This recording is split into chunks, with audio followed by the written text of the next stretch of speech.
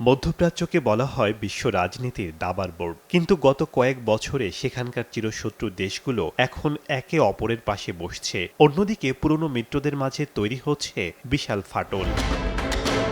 দীর্ঘ এক দশক ধরে ইয়েমেন, সিরিয়া আর লেবাননকে কেন্দ্র করে সৌদি আরব ও ইরানের ছায়াযুদ্ধ চলছে। কিন্তু ২০২৩ সালে চীনের মধ্যস্থতায় রিয়াদ আর তেহরানে সেই ঐতিহাসিক সমঝোতা সব হিসাব পাল্টে দিয়েছে। আরব দেশগুলো এখন আর ইরানকে সরাসরি শত্রু হিসেবে দেখতে চায় না। তারা বুঝেছে তেলের বাজার স্থিতিশীল রাখতে আর নিজেদের অর্থনৈতিক উন্নয়ন নিশ্চিত করতে ইরানের সাথে সংঘাত নয়, বরং কৌশলগত স্থিতিশীলতা প্রয়োজন।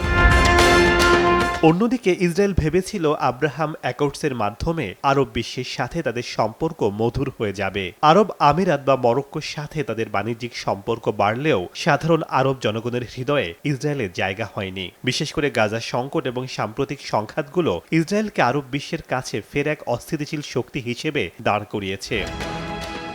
সৌদি আরব এখনও বলছে ফিলিস্তিন রাষ্ট্র গঠিত না হওয়া পর্যন্ত ইসরায়েলের সাথে কোনো আনুষ্ঠানিক হাত মেলানো সম্ভব নয়। অর্থাৎ ইসরায়েলের স্বপ্ন এখন এক অনিশ্চিত গন্তব্যের দিকে।